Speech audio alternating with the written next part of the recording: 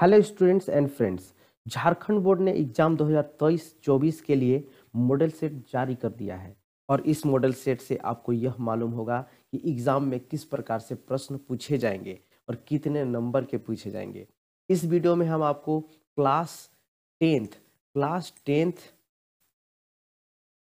का विज्ञान विषय का मॉडल सेट को हल करने वाले हैं। तो चलते हैं, वीडियो को शुरू करते हैं और समझते हैं। यहाँ पे हम देखेंगे कि कक्षा 10 के लिए विषय विज्ञान आपको एग्जाम में 3 घंटे का समय मिलने वाला है। समय कितना मिलेगा? 3 घंटे का। और टोटल जो है पूर्णांक यानी टोटल 80 नंबर के प्रश्न पूछे जाएंगे। देखिए, कुछ सामान्य निर्देश दिए गए हैं, जो कि सामान्य निर्देश में क्या है कि परीक्षार्थी यथासंभव अपने शब्दों में ही उत्तर दें।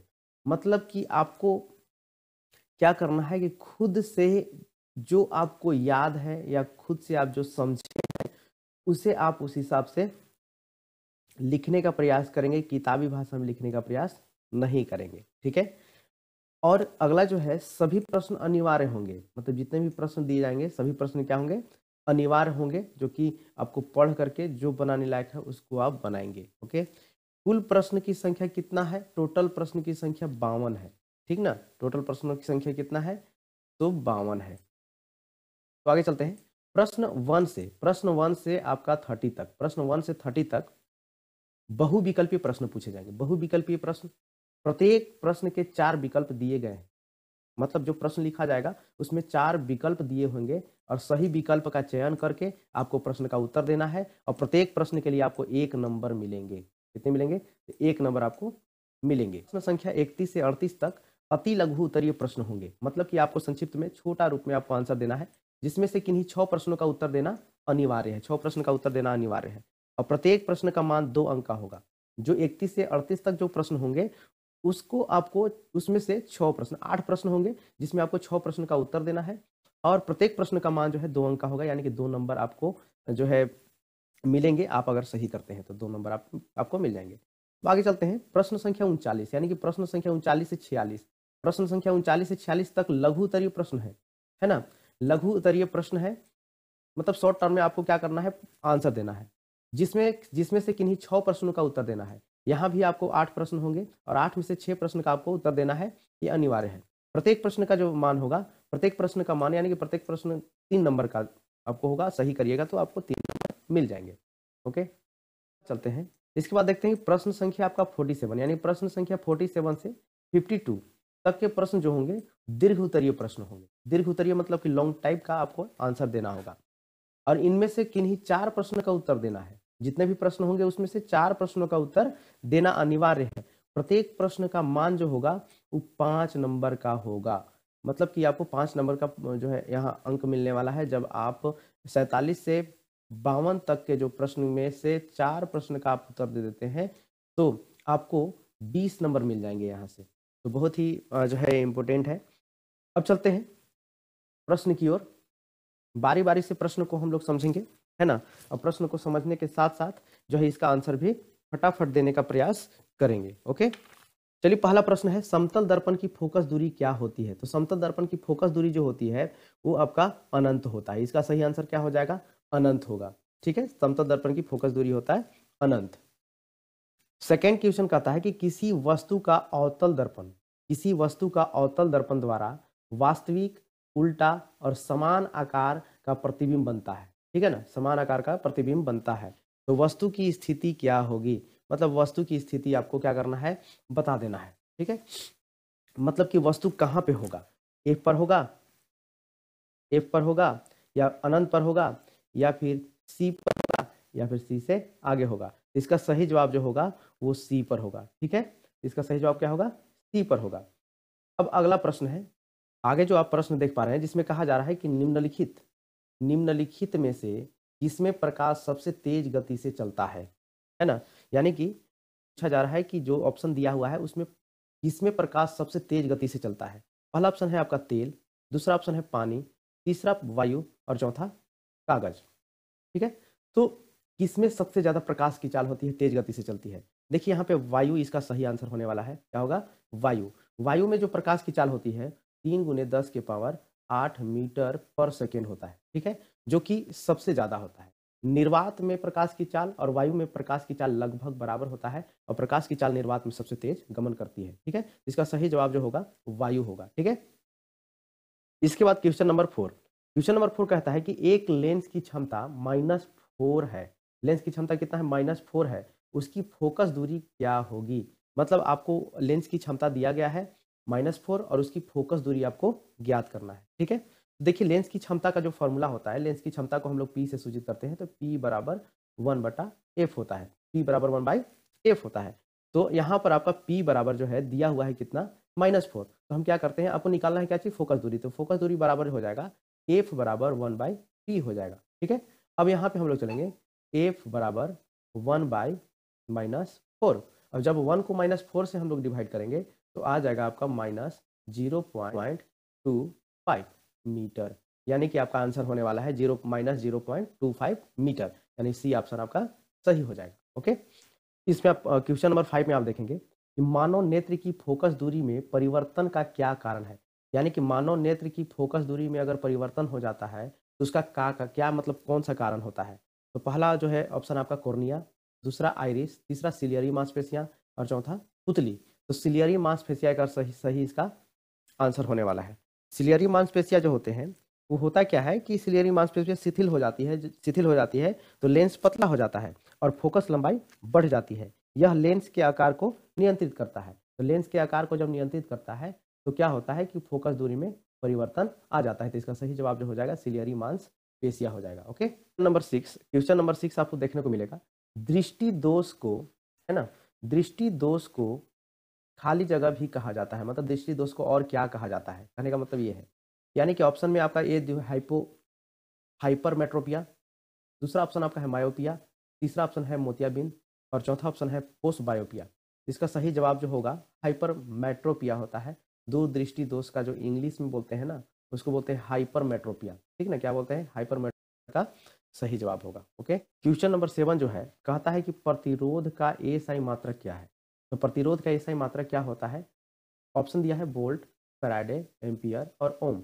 ठीक है, तो इसका सही जवाब होगा ओम, यानी प्रतिरोध का एसआई मात्रक क्या होता है? ओम होता है। यहाँ पर देखेंगे तो वोल्ट जो होता है आपका विभव, यानी कि विभव का मात्रक होता है वोल्ट, और फैराडे जो होता है वो धारिता का मात्रक होता है। ठीक है, ये धारिता का मात्रक होता है, और एम्पियर जो होता है वो आपका विद्युत धारा का होता है। ठीक है, तो विद्युत धारा का एम्पियर होता है। ठीक है, और जो ओम होता है वो प्रतिरोध का होता है। ओम किसका होता है? प्रतिरोध का होता है। प्रतिरोध का मात्रक क्या होता है? एम्पियर। ठीक है, अब हम लोग अगला प्रश्न की तरफ चलते हैं। अगला प्रश्न कहता है टंगस्टन का उपयोग निम्नलिखित में से किसमें किया जाता है? तो टंगस्टन का प्रयोग कहाँ होता है ये हम लोग जानेंगे। ठीक ना, टंगस्टन, तो पहला ऑप्शन है धातु निष्कर्षण, दूसरा ऑप्शन है बिजली के बल्ब और तीसरा ऑप्शन है कुचालक और चौथा ऑप्शन है वस्त्र निर्माण। इसका सही जवाब होगा बिजली के बल्ब। तो बिजली के बल्ब में जो फिलामेंट होता है ना, जो फिलामेंट होता है वो टंगस्टन का बना होता है। किसका बना होता है? तो टंगस्टन का बना होता है। आगे का प्रश्न है क्वेश्चन नंबर 9। चुंबकीय क्षेत्र रेखाएं निकलती है, मतलब चुंबकीय क्षेत्र निकाल जो रेखाएं होती है निकलती है। तो ऑप्शन में कहा जा रहा है दक्षिणी ध्रुव, उत्तरी ध्रुव, चुंबक चुंबक का केंद्र। इसका सही जवाब जो होगा वो उत्तरी ध्रुव होगा। इसका सही जवाब क्या होगा? उत्तरी ध्रुव। यानी कि चुंबकीय क्षेत्र, जैसे कि मान लीजिए कि एक छड़ चुंबक लेते हैं, ठीक ना, छड़ चुंबक लेते हैं, एक होता है आपका पोल, नॉर्थ पोल होता है, एक एस आपका साउथ पोल होता है। ठीक है, तो चुंबकीय क्षेत्र जो होता है वो आपका नॉर्थ पोल से निकलता है और साउथ पोल की तरफ मूव करता है, मतलब जाता है इस तरह से। इस तरह से नॉर्थ पोल से निकला और साउथ पोल की तरफ चल गया, कुछ इस तरह से होता है। ऐसे आप देख पा रहे हैं, इस तरह से, इस तरह से, यानी कि आपका नॉर्थ पोल से निकला और साउथ पोल की तरफ आपका मूव करता है। ठीक है, तो इससे पता चलता है कि नॉर्थ पोल की तरफ से ये निकलता है चुंबकीय क्षेत्र रेखाएं, और साउथ पोल की तरफ मूव करता है, चला जाता है। ठीक है, तो इसका सही जवाब जो होगा वो आपका बी ऑप्शन सही होगा। निम्नलिखित में से कौन सा हमारे लिए ऊर्जा का परम स्रोत, यानी कि ऊर्जा के लिए परम स्रोत कौन है? ठीक ना, मतलब सबसे ज़्यादा ऊर्जा अगर आपको मिल रहा है तो मतलब किससे मिल रहा है, परम स्रोत कौन है? तो ऑप्शन में है दूसरा ऑप्शन परमाणु ऊर्जा, तीसरा सौर ऊर्जा, और चौथा ऑप्शन सीएनजी। ठीक है, तो ये वाला जो प्रश्न है वो आप लोग के लिए मैं छोड़ दे रहा हूँ। आप लोग कमेंट बॉक्स में जो है कमेंट बॉक्स में कमेंट करिएगा इस प्रश्न का आंसर कि क्या होगा। ठीक है, अगला प्रश्न कहता है कि रासायनिक समीकरण को हम किस नियम के कारण संतुलित करते हैं। तो रासायनिक समीकरण को हम किस नियम के कारण संतुलित करते हैं? पहला ऑप्शन है द्रव्यमान संरक्षण के नियम, दूसरा है आपका स्थिर अनुपात का नियम, और तीसरा है डाल्टन के परमाणु सिद्धांत का नियम और आधुनिक आवर्त सारणी का नियम। तो यहाँ पर रासायनिक समीकरण को संतुलित हम लोग द्रव्यमान संरक्षण के नियम के कारण हम लोग करते हैं। ठीक है ना, इसी के कारण द्रव्यमान संरक्षण का नियम कहता है कि किसी भी अभिक्रिया में जितना हम लोग अभिक्रिया, इसका सही जवाब जो होगा वो क्या होगा? द्रव्यमान संरक्षण का नियम, और इसी पर आधारित जो है हम लोग रासायनिक समीकरण को संतुलित करते हैं। ठीक है, क्वेश्चन नंबर 12 जो है कहता है आपके पास एक समीकरण दिया हुआ है और समीकरण जो है पूछा जा रहा है किस प्रकार का अभिक्रिया है। ठीक है, तो समीकरण को देख करके यहाँ पे लगता है कि आयरन को कॉपर सल्फेट से अभिक्रिया करवाया गया, जो कि यहाँ पे आप देख पा रहे हैं कि कॉपर अलग हो गया और आयरन सल्फेट बन गया। मतलब कि जो आयरन है वो कॉपर को विस्थापित कर दिया। ठीक ना, कॉपर को क्या किया? विस्थापित कर दिया, अलग कर दिया, और अपने जा करके सल्फेट के पास रह गया। ठीक ना, तो इससे पता चलता है कि आयरन जो है कॉपर को विस्थापित कर दिया, इसीलिए इसका सही आंसर क्या होगा? विस्थापन अभिक्रिया। ठीक है, देखिए संयोजन अभिक्रिया में क्या होता है? संयोजन अभिक्रिया में होता है कि कोई दो या दो से अधिक अणु, छोटे अणु एक बड़े अणु का निर्माण करते हैं, वो संयोजन अभिक्रिया में होता है। ठीक है, अब एक और जो है वियोजन अभिक्रिया। वियोजन अभिक्रिया में क्या होता है कि बड़े अणु जब अभिक्रिया करते हैं और छोटे छोटे अणु में विभक्त हो जाते हैं, बढ़ जाते हैं, तो वो आपका वियोजन अभिक्रिया होता है। ठीक है, और विस्थापन अभिक्रिया में क्या होता है कि होता क्या है कि देखिए यहाँ पे क्या है, रिएक्शन में कैसे हुआ कि आयरन जो है कॉपर को विस्थापित कर दिया। मतलब इससे ये पता चलता है कि कॉपर जो होता है आयरन से कम रिएक्टिविटी वाला होता है, इसीलिए आयरन जो है यहाँ कॉपर को विस्थापित कर। क्वेश्चन नंबर 13 कहता है कि हाइड्रोजन प्लस यानी कि H+ आयन की सांद्रता किस पदार्थ में सबसे अधिक होगी। तो आप लोगों को पता है स्टूडेंट्स कि H+ आयन जिसमें ज़्यादा है वो एसिडिक होता है ना। क्या होता है? एसिडिक होता है, मतलब कि अम्लीय होता है। तो अम्लीय होगा, तो जो सबसे ज़्यादा अम्लीय होगा उसमें H+ आयन की क्षमता ज़्यादा होगी। ठीक है, तो यहाँ पे आप देख पा रहे हैं कि आपके पास ऑप्शन दिया है जठर रस है, नींबू का रस, शुद्ध जल और मिल्क ऑफ मैग्नीशिया। देखिए मिल्क ऑफ मैग्नीशिया जो होता है मैग्नीशियम हाइड्रोक्साइड होता है। ठीक है, मैग्नीशियम हाइड्रोक्साइड होता है, तो ये तो आपका क्षार हो गया। ठीक ना, शुद्ध जल का pH मान जो होता है उसका 7 होता है। ठीक, नींबू का रस का जो pH मान होता है 2.2, और जठर रस का जो होता है 2 से 5 तक हो सकता है, और ये जो है पाया जाता है आपका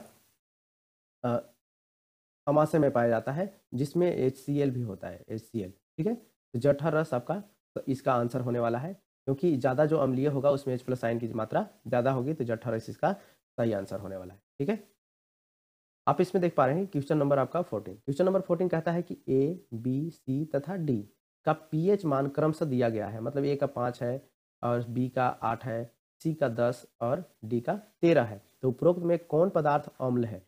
पूछा जा रहा है कि अम्ल, आपको बताना है कि इसमें से कौन सा पदार्थ A, B, C, D में से कौन सा पदार्थ अम्ल है। देखिए सबसे पहले आपको जानना होगा, है ना, एक pH स्केल होता है। ठीक है ना, pH स्केल होता है।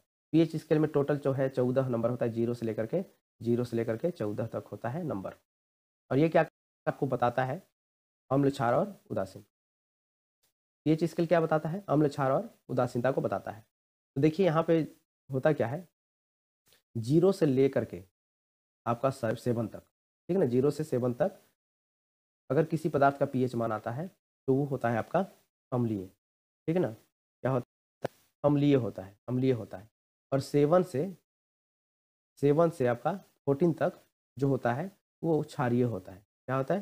तो क्षारीय होता है। ठीक है, और अगर 7 किसी का हो जाए तो ये हो जाता है उदासीन। ठीक है ना, pH मान अगर किसी का 7 होता है तो वो उदासीन होता है, और 7 से अगर ज़्यादा होता है तो वो आपका क्षारीय होता है, और 7 से अगर कम होता है तो आपका अम्लीय होता है। तो यहाँ पर अम्ल के बारे में पूछा जा रहा है, तो 7 से कम वाले कौन है? 7 से कम वाला है 5, यानी कि ए वाला, यानी इसका सही आंसर क्या होने वाला है? ए। तो ए आपका सही आंसर है, क्योंकि ए जो है, ए का pH मान 5 है और 5 अम्लीय है। इसके बाद जो है अगला प्रश्न है, निम्नलिखित में से किस लवण का उपयोग सोडा अम्ल अग्निशामक में किया जाता है? निम्नलिखित में से किस लवण का उपयोग सोडा अम्ल अग्निशामक में किया जाता है? ठीक ना, तो इसके बाद आपका ऑप्शन जो दिया हुआ है sodium chloride, sodium bicarbonate, sodium carbonate और कैल्शियम सल्फेट। तो यहाँ पे आपसे पूछा जा रहा है कि इसमें से कौन सा ऐसा जो है आपका सोडा अम्ल है, कौन सा ऐसा लवण है जो सोडा अम्ल अग्निशामक में किया जाता है। देखिए अग्निशामक में यहाँ प्रयोग किया जाता है कौन कौन सा पदार्थ बता दें। तो एक होता है आपका सोडियम बाइकार्बोनेट, और इसको इसके साथ जो है हाइड्रोजन सल्फेट मिलाया जाता है, ठीक है ना। और दोनों को मिला करके और रिएक्शन होता है तो कार्बन डाइऑक्साइड गैस बनता है। और आपको पता है कि कार्बन डाइऑक्साइड जो होता है वो आग को बुझा देता है। आग को क्या करता है, तो आग को बुझा देता है ना। तो आग को बुझा देता है, इसीलिए इसका जो है सही आंसर होने वाला है आपका सोडियम बाइकार्बोनेट। प्रश्न संख्या 16, निम्नलिखित में कौन उभयधर्मी ऑक्साइड है। तो ऑप्शन दिया हुआ है carbon dioxide, aluminium oxide, sodium oxide और आयरन ऑक्साइड। ये 4 ऑप्शन है, इसमें आपको पता करना है कि उभयधर्मी ऑक्साइड कौन होता है। देखिए इसका सही आंसर होने वाला है एल्युमिनियम ऑक्साइड, है ना। तो उभयधर्मी ऑक्साइड का मतलब ये होता है कि ऐसा ऑक्साइड होता है जो एसिडिक प्रकृति का भी होता है और आपका बेस जो है प्रकृति का होता है। मतलब कहने का मतलब है कि अम्लीय और क्षारीय दोनों प्रकृति को दर्शाने का काम करता है, इसीलिए इसको उभयधर्मी ऑक्साइड कहा जाता है, ठीक ना। इसका सही आंसर होने वाला है एल्युमिनियम ऑक्साइड। ओके, प्रश्न संख्या आपका 17 है, कहता है कि तत्वों के इलेक्ट्रॉनिक विन्यास में कौन उत्कृष्ट गैस का इलेक्ट्रॉनिक विन्यास है। देखिए उत्कृष्ट गैस मतलब अक्रिय गैस, ठीक ना। उत्कृष्ट गैस मतलब अक्रिय गैस, इसको नोबेल गैस भी बोलते हैं, ठीक है ना, नोबल गैस भी बोलते हैं, ठीक है। तो यहाँ पे बात आती है कि अक्रिय गैस हम लोग किसको कहते हैं, उसका इलेक्ट्रॉनिक विन्यास होता क्या है। तो सीधी सी बात है कि बाहरी कक्ष में अगर 8 इलेक्ट्रॉन होता है, किसी भी तत्व का अगर इलेक्ट्रॉनिक विन्यास करते हैं बाहरी कक्ष में 8 इलेक्ट्रॉन बचता है तो अक्रिय गैस होता है। किसका होता है, तो अक्रिय गैस। तो यहाँ पे देखेंगे ऑप्शन में कि ऐसा है क्या। तो 281 ये तो नहीं है, 287 ये भी नहीं है, तो T28 यानी कि आप देख पा रहे हैं कि 28 जो होता है वो अक्रिय गैस को दर्शाता है, यानी कि उत्कृष्ट गैस को दर्शाने का काम करता है, ठीक है। इसका सही आंसर हो जाएगा C 28, जो कि आपको पता है कि 28 जो है वो नियोन का है, ठीक ना।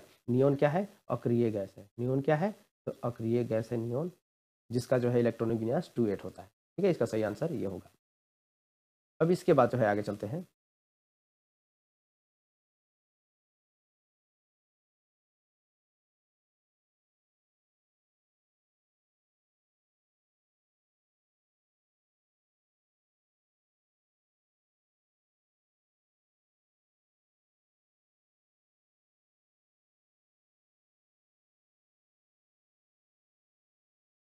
क्वेश्चन नंबर 18, ये जो आपका कहता है कि निम्नलिखित में से कौन असंतृप्त हाइड्रोकार्बन है। असंतृप्त हाइड्रोकार्बन, देखिए सबसे पहले तो जानना होगा कि हाइड्रोकार्बन जो होता है ना, हाइड्रोकार्बन हाइड्रोकार्बन आपका 2 प्रकार का होता है।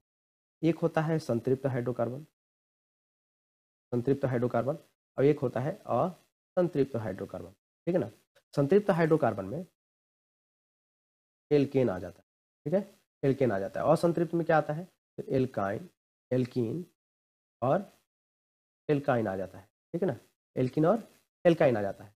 देखिए एल्केन का जो सूत्र हो जाता है CnH2n+2 होता है, और एल्कीन का होता है CnH2n होता है, और एल्काइन का जो हो जाता है CnH2n-2 होता है, ठीक है।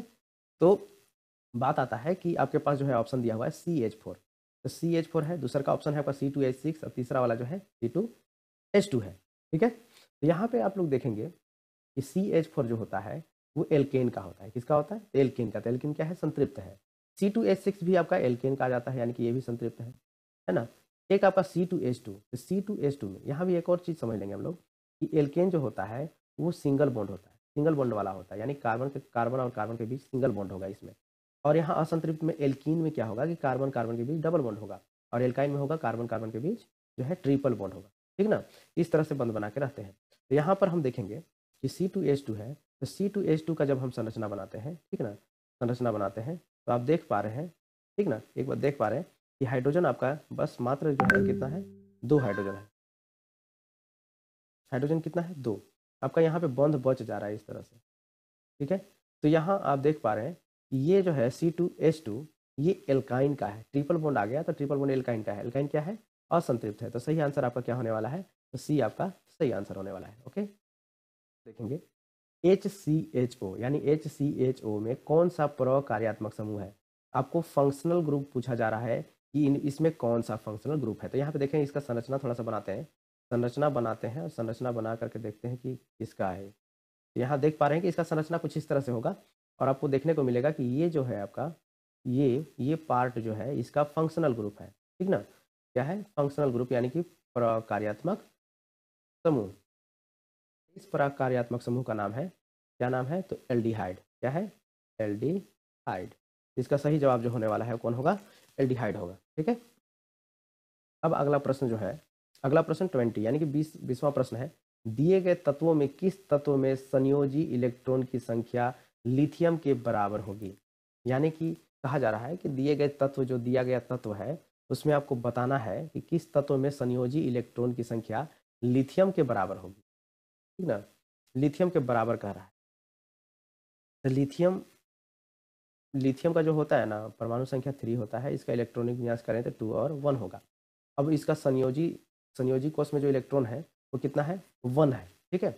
यानी बाहरी कक्ष में कितना है? 1। तो इसमें देखना है आपको कि ऐसा कौन सा तत्व है जिसका बाहरी कोष में 1 होता है। तो मैग्नीशियम का तो यहाँ पे मैग्नीशियम का 12 होता है, तो इलेक्ट्रॉनिक विन्यास इसका जो हो जाएगा 2a2 होगा, यानी कि इसका तो नहीं होगा। कैल्शियम का भी 20 होता है, इसका भी बाहरी कोष में 2 इलेक्ट्रॉन होता है, ठीक है। अब इसके बाद आता है पोटेशियम। पोटेशियम का होता है 19, ठीक ना, परमाणु संख्या। अब इलेक्ट्रॉनिक विन्यास करेंगे तो यहाँ पर इसका आ जाएगा 1, यानी कि बाहरी कोष में इसका कितना आया? 1 आया। तो पोटेशियम इसका सही आंसर होगा। ओके, अब ये आपका जीव विज्ञान से प्रश्न आ गया, अमीबा में किस प्रकार का पोषण होता है? तो अमीबा में किस प्रकार का पोषण होता है ये हम लोग जानेंगे, ठीक ना। इसमें ऑप्शन जो दिया हुआ है आपका, परजीवी पोषण। क्या है? परजीवी पोषण, ठीक। दूसरा ऑप्शन है स्वपोषी पोषण, तीसरा ऑप्शन है मृतजीवी पोषण और चौथा ऑप्शन है आपका प्राणी संभोजी पोषण। देखिए परजीवी पोषण में जो होता है ना, परजीवी जो पोषण होता है उसमें आप देखेंगे कि परजीवी परजीवी ही होते हैं, ठीक ना। और स्वपोषी में आपका पौधे आ जाते हैं। स्वपोषी में क्या आ जाते हैं? पौधे, जो स्वयं पोषण करते हैं अपना। मृतजीवी पोषण में क्या होते हैं? जिससे आ जाते हैं आपका कवक, है ना। कवक आ जाता है, कुकुरमुत्ता भी आ जाता है, ठीक है, कुकुरमुत्ता। और यहाँ प्राणी संभोजी में यहाँ पर आपका अमीबा आता है, ठीक है। तो अमीबा के बारे में ही पूछा जा रहा था, तो इसमें पोषण किस प्रकार का होता है? तो प्राणी संभोजी पोषण की होता है इसमें, ठीक है। इसका सही आंसर हो जाएगा आपका डी हो जाएगा। ओके, इसके बाद चलते हैं। प्रश्न कहता है कि श्वसन प्रक्रम में ग्लूकोज से पायरुवेट होता है, का विखंडन कहाँ होता है, ठीक ना। तो पायरुवेट का जो विखंडन, ग्लूकोज से पायरुवेट में जो विखंडन होता है वो कहाँ पे होता है? तो इसका ऑप्शन है सही, कोशिका द्रव, माइटोकॉन्ड्रिया में, हमारी पेशी में, या ईस्ट में। इसका सही जवाब जो होगा वो माइटोकॉन्ड्रिया में आपका ये ग्लूकोज पायरुवेट में विखंडन होता है, ठीक है। इसका सही जवाब ये होगा। प्रश्न आपका 23, निम्नलिखित में से कौन सा हार्मोन शरीर की वृद्धि के लिए उपापचय का नियमन करता है? कि कौन सा हार्मोन है जो शरीर की वृद्धि के लिए उत्तरदायी है? सीधी सी बात है। तो इसमें आप देखेंगे पहला ऑप्शन है वृद्धि हार्मोन, दूसरा है इंसुलिन और टेस्टोस्टेरोन और थायरोक्सिन, ठीक ना। इसका सही जवाब आपका होने वाला है क्या चीज? वृद्धि हार्मोन। तो वृद्धि हार्मोन जो है शरीर की वृद्धि करता है, ठीक है। इंसुलिन का काम होता है कि शर्करा की मात्रा को नियंत्रित करने का काम करता है, ठीक ना। और टेस्टोस्टेरोन जो होता है वो लैंगिक लक्षणों को क्या करता है? प्रोत्साहित करता है, आगे करता है, ठीक ना। अगला जो आपका प्रश्न है 24, मानव में सभी अनैच्छिक क्रियाओं का नियंत्रण कहाँ होता है? देखो अनैच्छिक क्रियाओं का नियंत्रण, तो अनैच्छिक क्रियाओं का नियंत्रण कहाँ होता है? प्रम मस्तिष्क में, मध्य मस्तिष्क में, हाइपोथैलेमस में, या मेंडुला में? तो इसका सही जवाब होगा मेंडुला में। यानी कि जितना भी अनैच्छिक क्रियाएं होती है वो मेंडुला में होती है, ठीक ना। अब इसके बाद जो है अगला प्रश्न आएगा। अगला प्रश्न है कि दिए गए चित्र में, यानी कि आपके पास ये जो है, आपके पास ये फिगर दिया हुआ है, ठीक ना। पूछा जा रहा है कि जनन को प्रदर्शित करता है, मतलब किस प्रकार के जनन हो रहा है इसमें। तो देखिएगा ये है प्लेनेरिया, ठीक ना। अब प्लेनेरिया क्या होता है? प्लेनेरिया जब अपने में जब इसका जनन करना होता है तो ये 2-3 भाग में टूट जाता है, मतलब 2-3 भाग में ये बट जाता है और सभी जो है अपना अपना मतलब अलग से एक प्लेनेरिया बन जाता है। इस तरह से अलग अलग जीव बन जाते हैं। तो यहाँ पे होता क्या है कि यही आपस में टूट करके अलग अलग जीव बन जाते हैं। तो इसको हम लोग कहते हैं पुनरुद्ध भवन। क्या कहते हैं? पुनरुद्ध भवन। तो इसका सही आंसर होने वाला है आपका पुनरुद्ध भवन जनन होता है, ठीक है। प्रश्न संख्या 26, मनुष्य में निषेचन कहाँ होता है? ये कहा जा रहा है कि मनुष्य में निषेचन कहाँ होता है? तो देखिए मनुष्य में निषेचन जो होता है वो अंडवाहिनी में होता है, जिसको फ्लोपियन ट्यूब भी बोलते हैं, ठीक ना। तो अंडवाहिनी में निषेचन की क्रिया होती है, ठीक है। अगला प्रश्न है कि किसी जीव में कोई गुण प्रभावित होता है, मतलब कि कई गुण प्रभावित होता है। ऐसा भी कह सकते हैं कि किसी जीव में गुण प्रभावित जो होता है वो किसके वजह से होता है? केवल पिता के डीएनए से, केवल माता के डीएनए से, पिता और माता दोनों के डीएनए से, ना पिता और ना माता के डीएनए से, ठीक ना। तो इसका सही जवाब जो है आप लोग कमेंट बॉक्स में जरूर दीजिएगा, ठीक ना। इसको हम आपके लिए छोड़ दे रहे हैं, ठीक है। तो कमेंट में आप इसका जवाब आप दे देना, ठीक ना। अब आगे चलते हैं। प्रश्न संख्या 28 है, नाभिकीय विद्युत संयंत्र शक्ति संयंत्र में किस प्रक्रिया से ऊर्जा मुक्त होती है, ठीक है। यहाँ पर पूछा जा रहा है कि विद्युत संयंत्र शक्ति या फिर नाभिकीय विद्युत संयंत्र शक्ति संयंत्र में किस प्रक्रिया द्वारा ऊर्जा मुक्त होती है। इसका सही आंसर होने वाला है आपका नाभिकीय विखंडन। तो नाभिकीय विखंडन द्वारा जो होता है वो विद्युत संयंत्र शक्ति की प्रक्रिया से ऊर्जा मुक्त होती है, ठीक ना। संख्या 29, यानी कि हरे पौधों की पत्तियां प्राप्त होने वाले सौर ऊर्जा का कितना प्रतिशत भाग खाद्य ऊर्जा में परिवर्तित करने में खर्च करती है। मतलब जैसे कि सौर ऊर्जा से हमको सूर्य से जो है सौर ऊर्जा प्राप्त हुआ, ठीक ना। अब सूर्य से सौर ऊर्जा प्राप्त हुआ तो कितना परसेंट होता है, तो लगभग अगर देखा जाए तो यहाँ पर 47%, यानी कि 47% जो होता है सौर ऊर्जा पृथ्वी तक पहुँच पाती है, ठीक। अब इसमें होता क्या है कि पौधा जो है 5% जो है पौधा अवशोषित करता है, 5%। लेकिन 5% जो ऊर्जा अवशोषित करने के बाद ये कितना परसेंट जो है खाद में प्रयोग करता है, तो 1% जो है ये खाद्य ऊर्जा में परिवर्तित कर पाता है, ठीक ना। इसका सही आंसर क्या होने वाला है, तो 1% इसका सही आंसर होने वाला है, ठीक है। एक आखिरी क्वेश्चन चलेंगे, ठीक ना। आज के वीडियो में आखिरी क्वेश्चन चलेंगे। निम्नलिखित में किस पदार्थ का प्रयोग करना पर्यावरण के लिए सबसे अधिक लाभदायक होगा, ठीक ना। तो ऑप्शन है थर्माकोल के डिस्पोजल कप में, मतलब थर्माकोल का आपको अगर कप का यूज करिएगा तब, या कहता है कि प्लास्टिक के डिस्पोजल का यूज करिएगा तब, या फिर मिट्टी के डिस्पोजल कप का उपयोग करिएगा तब, या कागज के डिस्पोजल का प्रयोग करिएगा तब। तो यहाँ पे अगर सबसे बेटर अगर देखा जाए तो मिट्टी के डिस्पोजल का उपयोग अगर हम लोग करते हैं तो ये पर्यावरण के लिए क्या होगा, बहुत ही लाभकारी होगा, ठीक ना। तो इस तरह से आपका 30 प्रश्न जो है ऑब्जेक्टिव टाइप का आज सॉल्व हो गया, ठीक ना। और फिर मिलते हैं अगले वीडियो में नेक्स्ट प्रश्न के साथ। इसी में बहुत सारे अभी प्रश्न हैं जो कि आपके लॉन्ग टाइप के प्रश्न होंगे, ठीक ना। तो उसको हम अगले वीडियो में कवर कर लेंगे। आज केवल जो है आपका ऑब्जेक्टिव टाइप का क्वेश्चन जो है कवर हुआ है। तो अगर वीडियो आप लोगों को अच्छा लगा हो और तो वीडियो को ज़रूर लाइक करिएगा। और अगर आपको और भी कोई सब्जेक्ट का जो है आपको चाहिए तो हम उसको भी सॉल्व करके आपको प्रोवाइड कर देंगे वीडियो के माध्यम से, ठीक है ना। तो मिलते हैं फिर नेक्स्ट वीडियो में। धन्यवाद। जय हिंद, जय भारत।